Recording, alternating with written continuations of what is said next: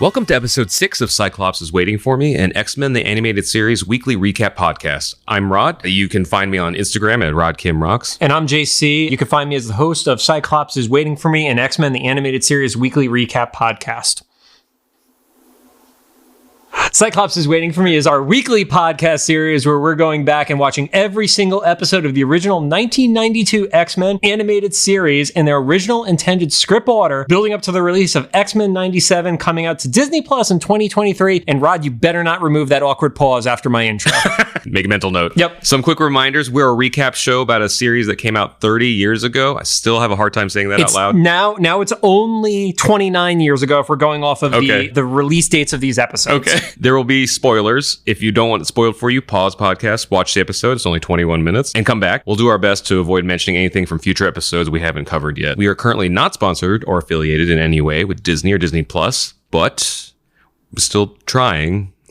Taking our shot. Don't forget to follow us on social media at Cyclops IWFM Pod on Twitter, Instagram, and Facebook. We also post all of these episodes to YouTube in full with amazing not motion graphics supporting them. Follow us on your favorite podcast services. We finally are on the majority of them except for Stitcher. Maybe by the time this airs, this will be on Stitcher. Finally, we record these episodes in batches right now, so if we're reacting to any news about the upcoming series, it might be a few weeks behind. Since our last recording session, which was only 2 weeks ago, we didn't get any news, so we're gonna be really behind. Now onto the show. Today we're going to talk about episode 7, Slave Island. It aired on February 13th, 1993, and currently sits at a 7.7 star rating on IMDb. Okay, so this one starts off in a very familiar place for Jubilee. She wakes up in a prison cell, not knowing where she is. Only this time she has a collar on. Yep. That's blinking. You can tell it's some sort of like technological thing or whatever. It's like perfect timing because she wakes up as the other prisoners are... Well, there's an alarm that wakes them up. Yeah. That all get... Oh, okay. Yep, That makes sense. There's a reason why. Yeah. And we see a bunch of people coming out of prison cells. Now, did you recognize any of that crew? I'm curious because we even went through this in the recap of the first episode where you didn't recognize Cannonball as an example. Yeah. Who's a member of X-Force in the original New Mutants and stuff. So from that first group, did you recognize any of that crew? I immediately recognized Pyro, Avalanche, and Mystique. And I didn't know who the feline character was. So that was Feral. Okay. Yep. And then, so we were talking about this before recording. I could have sworn at this scene, the person in the green and white outfit was a woman. Right. And that one confused me because, especially later on in the episode, we see the power set of this person, which is essentially seismic abilities messing with the earth and stuff like that. And that character is Richter, but the character design changes slightly because Richter is a man, but comes out of the cell block that is all female mutants. And the way the character is drawn was slightly androgynous, feminine. It was just really strange because Richter is not a character recognizable enough that everybody's going to know who they are. So it was really weird that they were like in the female group, but then later it's obviously Richter. But also early on in this scene where we start to see the reveal of a lot of these mutants, there is the First People's mutant, but it is not Thunderbird. It's actually Warpath. Oh, I thought it was Thunderbird. Interestingly enough, in the comics, you have John Proudstar, who's Thunderbird, and then James Proudstar, who's Warpath. They are brothers. Because of the association to all the others that are there, Richter, Feral, Domino, I believe we also see later on in the episode, it's concluded that this is actually Warpath and not Thunderbird. Yeah. Then they cut to outside where they're like in a mine pit area. We don't know what it is just yet. We'll start figuring it out. As they reveal that it's going to be them building a dam. And you see the Blob and who I believe is Sunfire next to him. I am not familiar with the black and white suited dude. Well, so there's the black and white suited dude and then the black and white suited girl. So that is North Star and his sister Aurora, who are members of Alpha Flight, which is the Canadian superhero team that in the comics Wolverine actually has association to from his time prior to being an X-Men. Oh, so that was probably also a strategic move for the Lee Waltz to not include Wolverine on this mission. We send over a bunch of people who haven't met these characters yet. Yeah, and interestingly enough, we also see Mystique in this group, and without going too far into it, Mystique has relationship with Rogue that we're going to get into in future episodes. So it was definitely a choice to make sure that Rogue would not cross paths with Mystique on this mission. Oh, I didn't think about that. Yeah, they played it really carefully about where they would cross paths and stuff. Yep. I guess also any of the drawing continuity areas, they probably just chalk up to, oh, Mystique is just fooling around. I don't know, even though they can't use their powers. Yeah. That was another interesting thing. I think this is about the time where they reveal that the collars keep them from using their powers. Yeah, because right before we see Blob and Aurora, we see Storm tries to fight her way out. Yeah, they deactivate the collars so that they can use their powers, but they give them a warning that if you try anything, we'll just lock you up and you'll never leave this place. Yep. And we still don't quite know why they're there. And Storm tries, and it doesn't go well for her. She has her collar activated, drops into the water, and then there's the reveal of a sentinel coming out from under the water. Gambit makes some sort of comment around like the gators in the bayou and stuff that, which is just a really ominous image because the whole concept is the bayou is so dangerous because the water is so nasty and murky and mucky that you might not see the gator that's literally inches from you that can kill you in a heartbeat until it's too late. Yeah. And the sentinel just kind of throws Storm around like a rag doll. That was an image I remembered as a kid. I was like, is she okay? She looks very not alive. No, she was not okay. And I also think it kind of plays off of something you said in an earlier episode about how Storm's not the leader yet, because in the missile thing with Enter Magneto, her jumping on it with the help of Professor Xavier saved the day. So she probably got a little overconfident and decided she was going to do it this time and just did not work out because she apparently just didn't listen to what they said. Yeah, apparently she was going to try to call their bluff as to whether or not the collars could stop her, and she was wrong on that bet. And then Jubilee recognizes the guy from the Mutant Registration Act. Was that guy, Rick, or was that somebody else? That was Trask. That was Boulevard Trask. Yep. And Trask kind of gives the heads up of you're working for the leader. Nobody has any idea who the leader is at this point, who basically gives the deal of we will release you when this dam is built. If you try to escape, you're never going to leave. Then there's essentially an allusion to we need to permanently dispose of Storm. And then Gambit actually starts kind of outing Storm's powers. Yeah, he basically, it's not just that she can fly, she can do all this stuff for you guys. And then she has that 90s line for kids that knowledge is power. Yeah, she's worried that by saying what her power is more dangerous than her having a bullet put in her head. Yeah, or literally just exhibiting that she shoot lightning. Right. Meanwhile, you know that they have some form of record of this woman because this is the same group tied to the people who had the retina scanner. Yeah.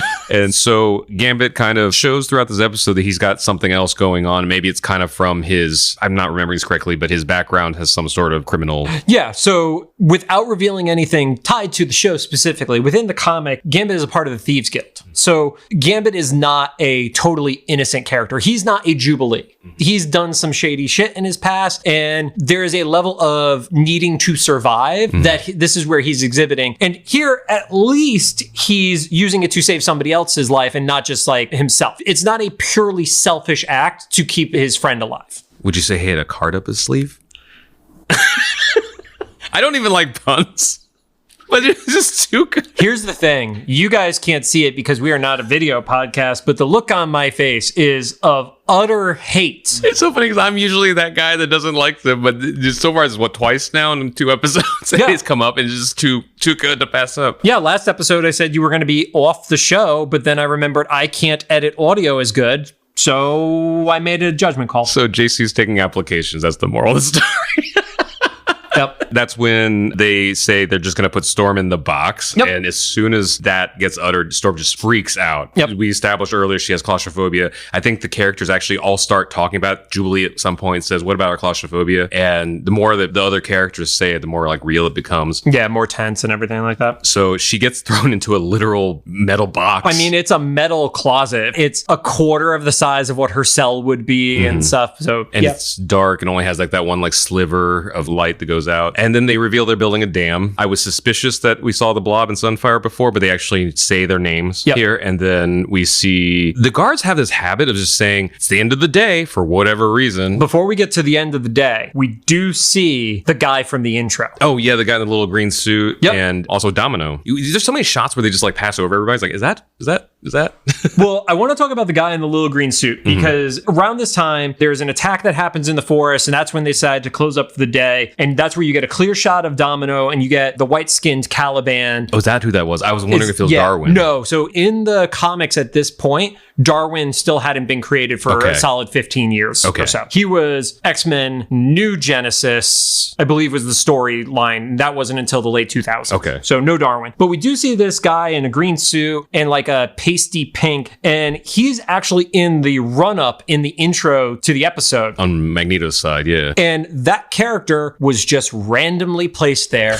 There is not a version of that character that had been found in any X-Men comic from then. It was just kind of like in the Morlock scene and in our previous batch of episodes where there were just a few random designs in addition to the established ones. But that one, somehow with this massive selection of mutant villains that are specifically tied to the X-Men IP that they could have chose from, they decided to not. Yeah. It's just like, we want to fill out this roster, and apparently the comic universe doesn't have enough. Yeah, and I do also want to talk about that intro a little bit more too, in addition to the obvious like famous Ron Wasserman music and such. Shout out to Ron for the intro for our own show that he recorded with you, Rod. But there's that moment where you have the two teams running at each other. You have Xavier's team on one side, Magneto's team on the other, and they're in like that staggered group. There's actually a famous X-Men cover, the two groups of X-Men. You had the original group against the newer group of X-Men who came out of that Giant Size X-Men #1 issue. Cyclops with his original crew. They're all in their X-Factor uniforms, but there was this storyline where it looked like Professor X was making his two teams fight each other. I've not read the original episode, but that cover is still ingrained in my mind of X-Men versus X-Men. And that's what's kind of inspired that. That's what I get the visual of after having seen that cover, and we'll throw it in the show notes and stuff for reference for you guys so you can look it up yourselves if you want to. I'll throw it on Instagram. I need more shit to put on Instagram, right? I love how, so we take turns posting memes on the Instagram stories, and I love how we both picked the same meme on 2 different days. It was the Uno one with Gambit. Yep. But also, hopefully in the new 97 X-Men series, I know it's a slim chance, but I would love for them to just reference or expand on these like kind of throwaway characters, like the little green suit man. Let's have a whole episode. Yeah, I want to know who this dude is, who's still not in the comics to this day. Let's give him a story. Yep. Justice for Green Suit Man. Yep.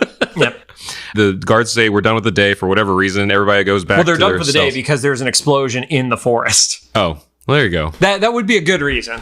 Maybe I'm just desensitized to you violence. Might be. There are people dying. There's fires and shit, and you're just like, whatever.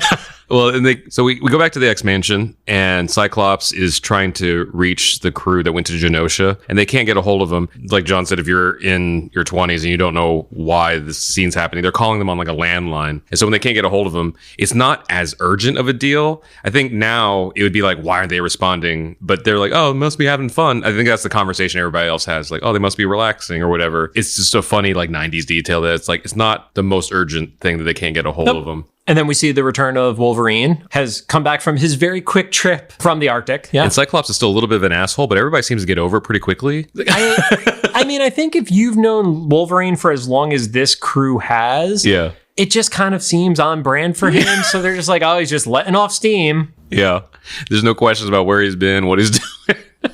And then we cut quickly back to Genosha. Yep. The power is glitching. We don't know why yet, but we'll find out in a second. Jubilee, earlier when they were leaving the work site, picked up, which in animation you couldn't really tell what it was, but now we know it was like a piece of wire or something. Yeah, it looked like just a thin metal wire. And she picks a lock, which I'm not going to question how the mechanics work. Because it looked like picked an electronic lock with a piece of wire. Yeah, and she, I think a few lines later, references something like, I learned this back in something. I want to know where her friend was who taught her how to pick locks in like upstate New York or something. No, it was a friend at the orphanage who taught her how to do it. But this was like a touchpad with like the technology. There was a lot of things going on, but she was able to do this because the power was glitching. She tries to get Gambit out. Gambit is kind of ambivalent. Like he doesn't care. Yeah, she basically says, well, what we need to do is at some point tomorrow, we need to try to do an attack and all be coordinated. And Gambit's just kind of like, nah, you're on your own. I'm not doing this. Yeah. And so you're just kind of confused, and it's kind of laying down the vibe and the groundwork for the rest of the episode. And we go back and forth a lot here. So then we end up back in the war room, and some point they decide, hey,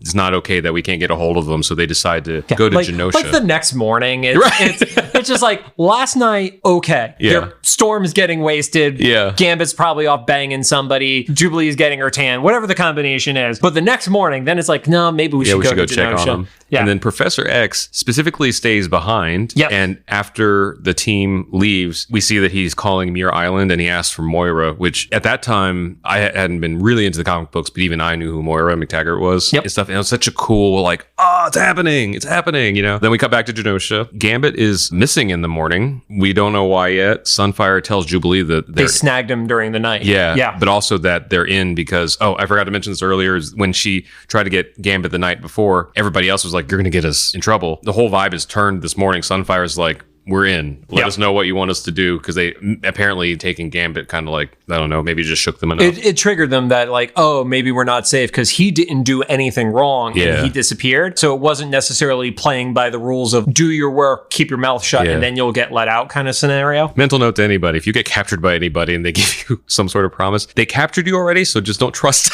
the promises. Yep. So they go through this whole kind of like sloppy teamwork plan that doesn't quite, well, it works out in the sense that it ends up with Jubilee with a tablet that controls the collars, or so she thinks. Yes. And she goes to turn the collars off and nothing happens. Yeah, nothing happens. And so we just have a bunch of these depowered mutants and they get captured. And we get like an implication that Gambit betrayed them because one of the soldiers said one of their own turned on them. Everybody is making the assumption it's Gambit because he's the one that's not there. And that's when they take Jubilee, they throw her into the box. And then we have the moment of the Storm makes a weird comment to the episode, even worse than knowledge is power, where she's losing her shit in the box because of her claustrophobia. And she says, I will make a snowstorm when the sun rises. Gambit will save us. And I wrote that down because I was like, Rod really likes weird shit that Storm says. So that's the highlight right there. It's kind of sad too, because it is such a small line, kind of shows how much she's lost in the,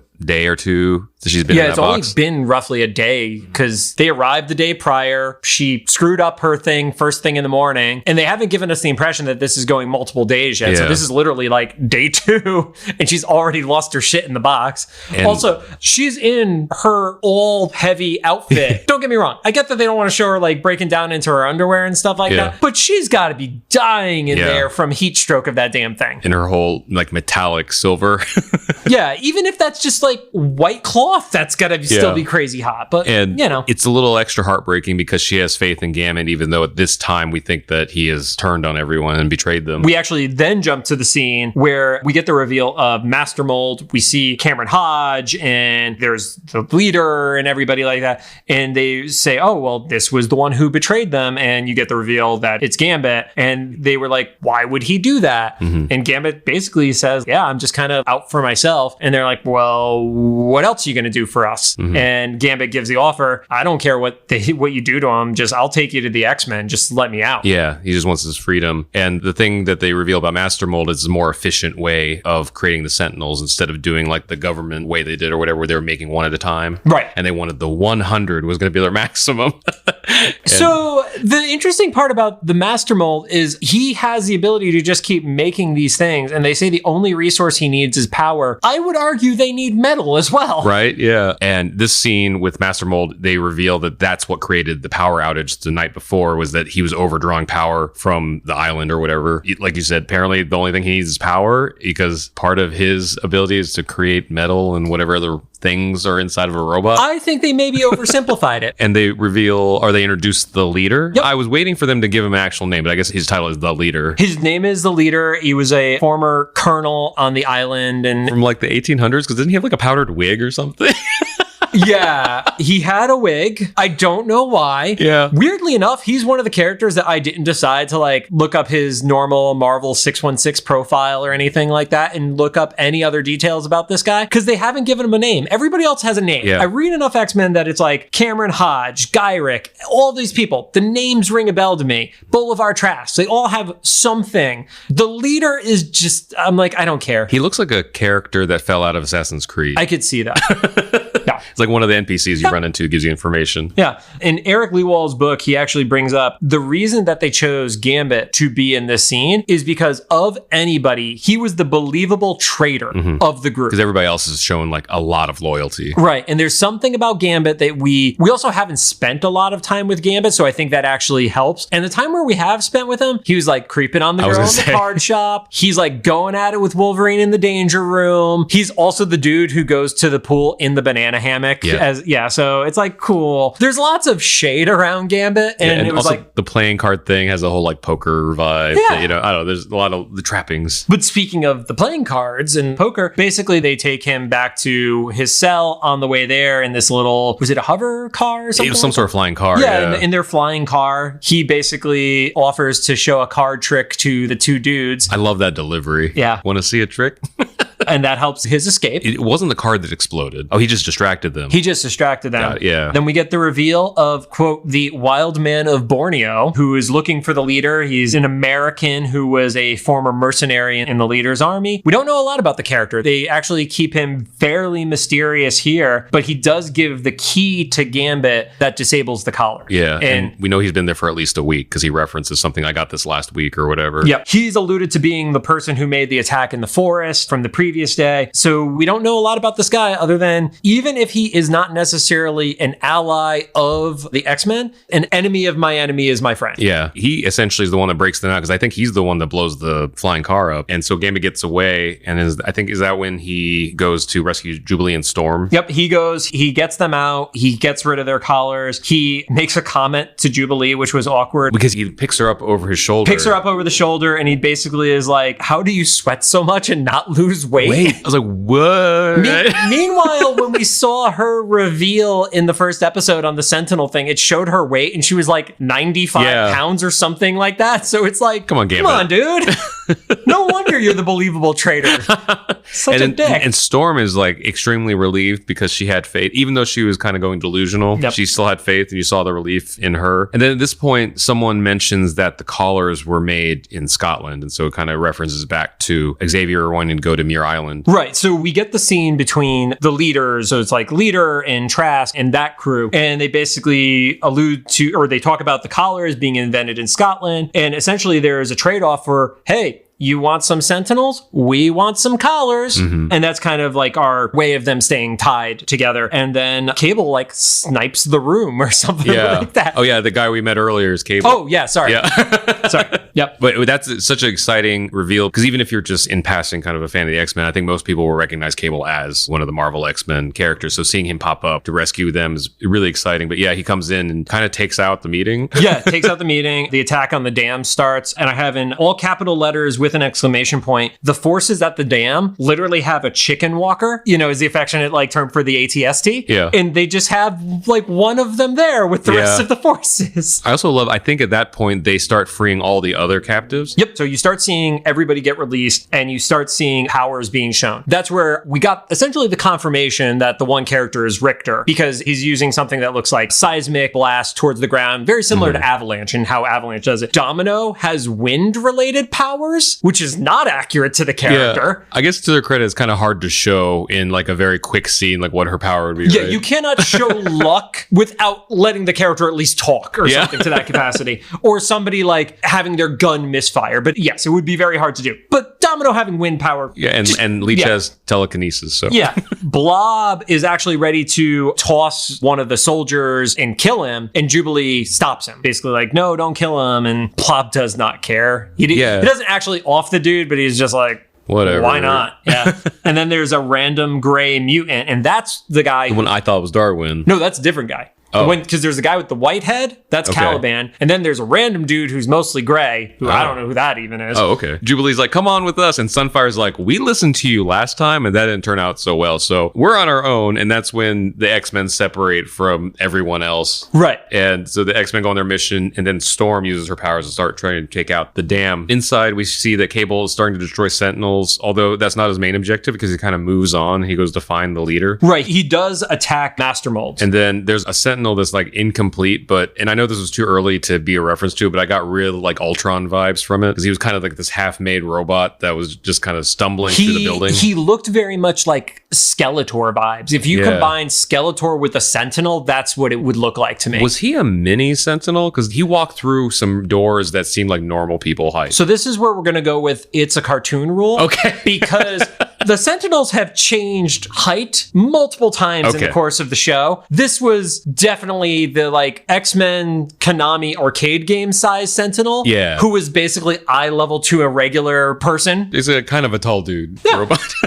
Gyrick abandons Trask during the attack. That stood out. And then Storm loses her shit and takes out the dam by herself. Yeah. And then once again, it overexerts her. And this time Rogue catches her. Just in time. A little bit more believable than Wolverine's adamantium arms not slicing through her body.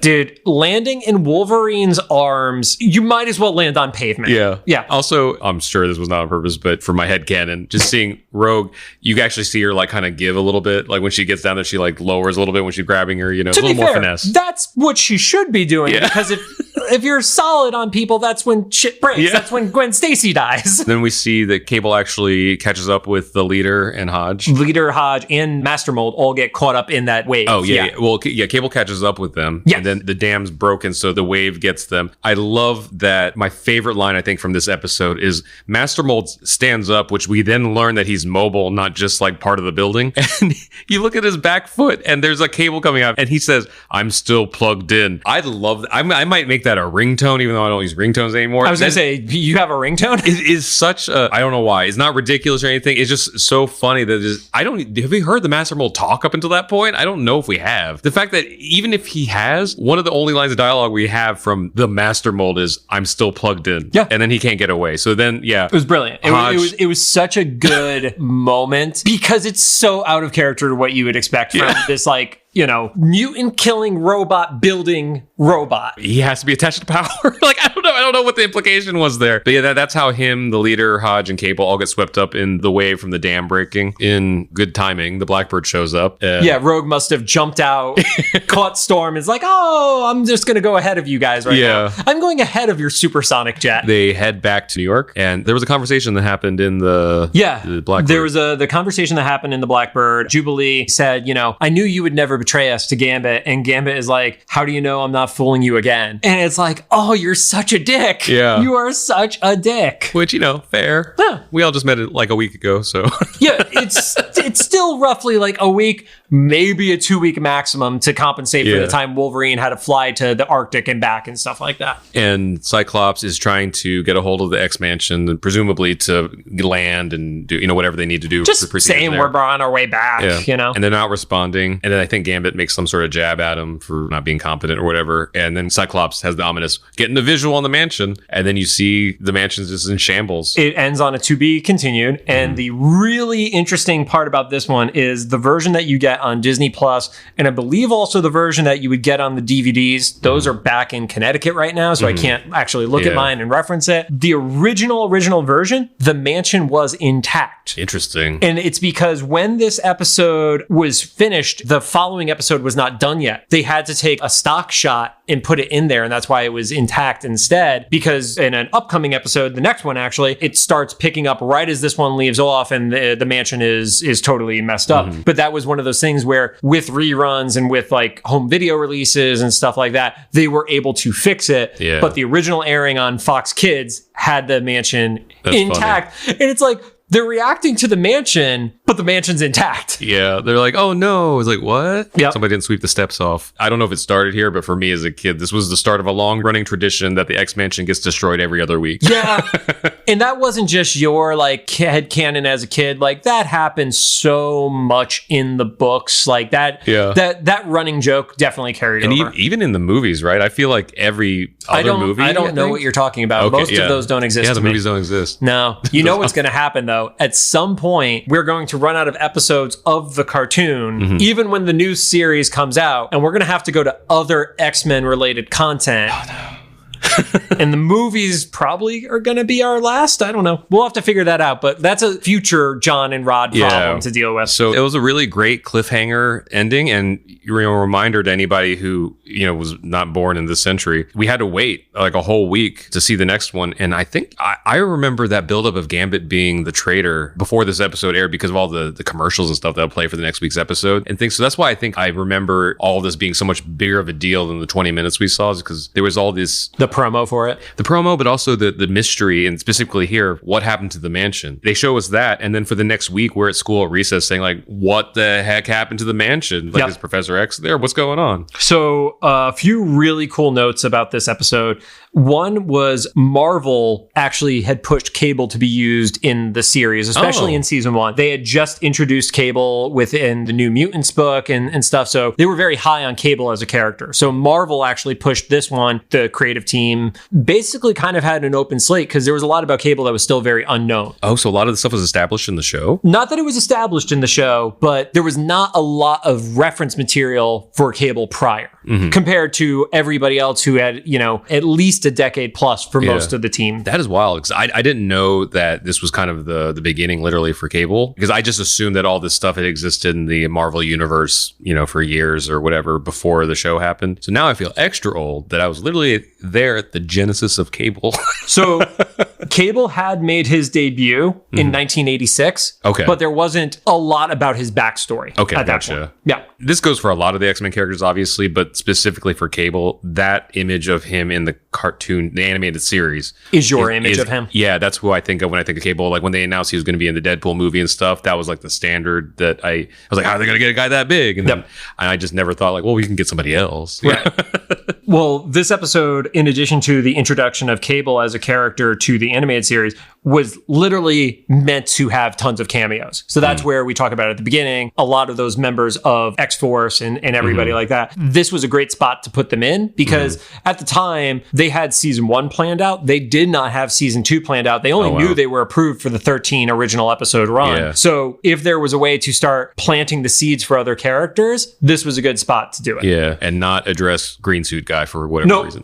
No, I legitimately think they put green suit guy into this episode to give some credibility to him being in the group running in the intro. We're going to find out some random meta story where it's like someone's kid or someone who won a contest or something to be animated in the show. So I don't know. I mean, it was in the original intro. Right? Like, yeah. Any theory just gets debunked by some other piece of information. Yeah. But then on a darker note, the whole meaning behind this episode was giving a preview of what happens if one of the major conflicts fails. We talked about in the show, there is mutant versus mutant. When you look at like Magneto and what has been alluded to with him building up his army and such, even though we've not seen said army aside from Sabretooth at this point. Yeah. But the other side is the mutant versus human and starting to put regulation in place around registration and being treated as different. And Eric literally talks about it in the book where he mentions it was literally meant to echo the Holocaust, the Soviet gulags, and then 1984.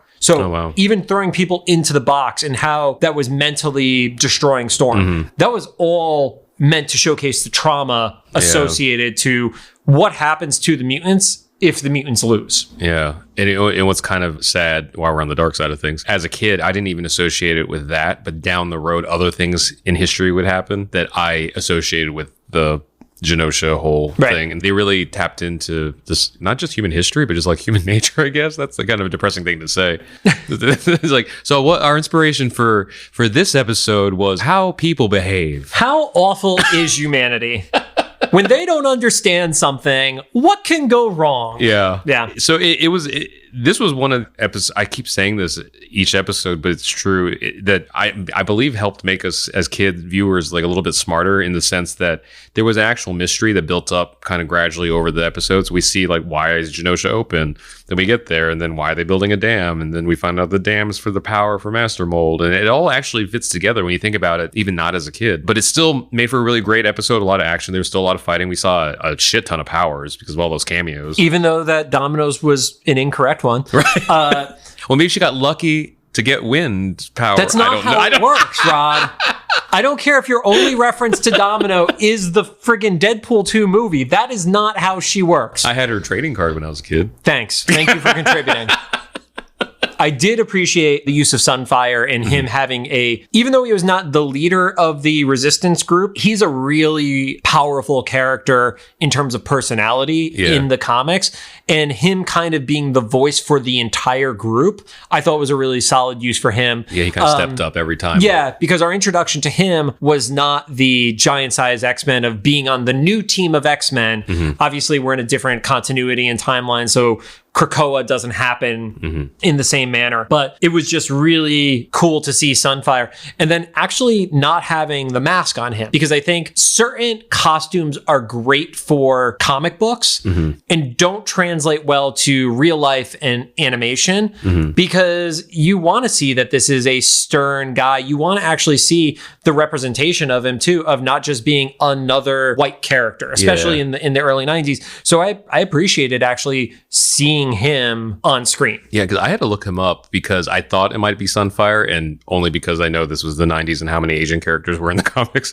But I was actually familiar with like the more samurai looking Sunfire, you know, they had like a little bit of armor on him. But then when I went to go look him up to verify, I saw that he had kind of like an Electro looking mask or something. Yeah, it had his power on his face essentially. Okay. Yeah, like Electro's would. Yeah. And I don't know if this was like a conscious decision or whatever, but I kind of appreciate it as like an Asian American guy that as soon as he started opening his mouth in the show, I was like, here we go. But it wasn't, I don't think, at least personally, it was too heavy handed. You definitely, you know, could tell that he had a little bit of an accent, but it wasn't like super. It wasn't Looney Tunes level accent, like quote unquote. It wasn't to the level where Disney would have to add a disclaimer at the beginning of the episode. Like, this was from another time. I mean, I would hope in a series that is all about representation of a group in a minority fashion that if you ever had to write "This was written in another time" about the show that is empowering minority groups, that would be pretty fucked up. Somehow the fat joke slipped through with Jubilee, but to the girl who's the skinniest member of the entire team too. And also a teenager. This gets like worse the more we think about it. Yeah. Like a grown man told a teenage girl that she was too fat. Again, who is the believable traitor? Right. Oh, there you go. It's just world building. That's what we're doing. Yep. Well, that's it for today. Thanks for joining us. If you have any thoughts, make sure to drop them in the comments for either the YouTube upload or the official Instagram post about this episode. If you like what you heard, we'd appreciate your rating on the podcast app of your choosing.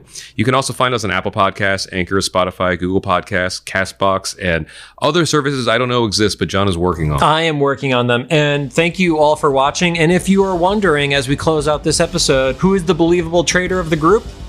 It's me.